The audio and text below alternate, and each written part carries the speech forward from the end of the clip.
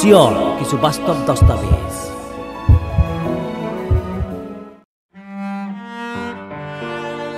সময় তেতিয়া ৰাতি 11:30 বাজিছে।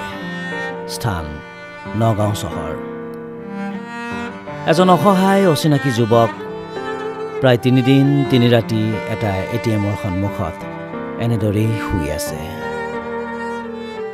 উঠি বহিবলৈকো তাৰ গাত শক্তি নাই। মানুহ আহিছে এটিএমটোলৈ টকা উলিয়াবলৈ। যুৱকজনৰ গাৰ ওপৰেদিয়েই পাৰ হৈ গৈছে ব্যস্ত চহৰৰ ব্যস্ত নাগৰিক। কোনোবা হয়তো চাকৰিয়াল, কোনোবা ব্যৱসায়ী, কোনোবা গৃহিণী তথা অহা যোৱা কৰা অগণন পথচাৰী। নাই, কাৰো হাতত সময় নাই। অৱশ্যে কোনোবাই এটা পানীৰ বটল, এপেকেট 10 টকীয়া মেৰিগ'ল্ড বিস্কিট নিদিয়া নহয়। এইখিনি দিয়েই সকলোৱেই দায়িত্ব সামৰিছে। কাষতে এখন ৰেষ্টুৰেণ্ট, য'ত বহু ডেকা গাভৰুৱে বিয়লিৰ কফি, চাহ, পিজ্জা, চিকেনৰ বহু ভেৰাইটিজ খাদ্যৰ সোৱাদ লৈছে।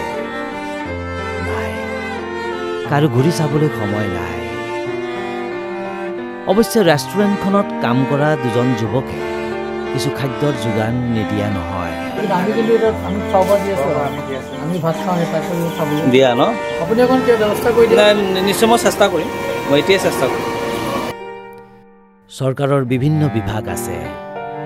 এনে বহু বেচৰকাৰী ৰজাঘৰীয়া সহায় পোৱা অনুষ্ঠান আছে, যাৰ দায়িত্ব এনেসকল ব্যক্তিক উদ্ধাৰ কৰি সুস্থ কৰি মানুহ হিচাপে জীয়াই থকাত সহায় কৰা। কিন্তু নাই, তেওঁলোকো যে ব্যস্ত নিজৰ নিজৰ স্বাৰ্থত।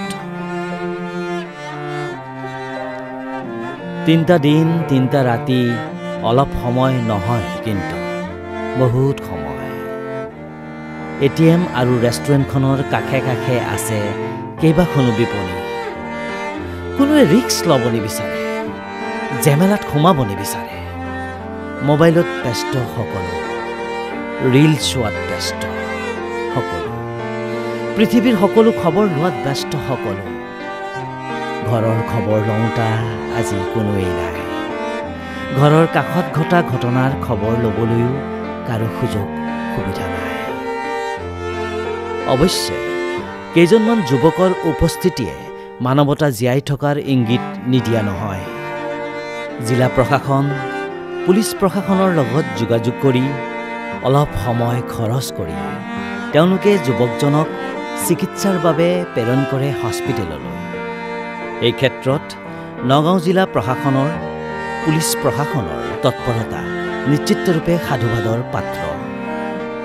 কিন্তু প্ৰশ্ন হয়, সেই মানুহখিনি, যিখিনি মানুহে এটা ফোন কৰিবলৈ প্ৰশাসনৰ ওচৰত সময় নাপালে বা নিজৰ সক্ৰিয় সমাজবোধৰ পৰিচয় দিবলৈ অকণমান সময় নাপালে।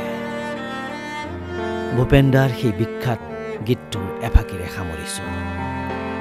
যদি দানৱ কাহানী বা হয় মানৱ, লাজ পাব কোনে নোকোৱা সমনীয়া।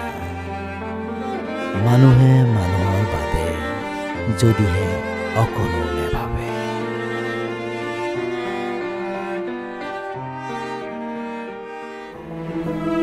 চিয়ৰ কিছু বাস্তৱ দস্তাবেজ।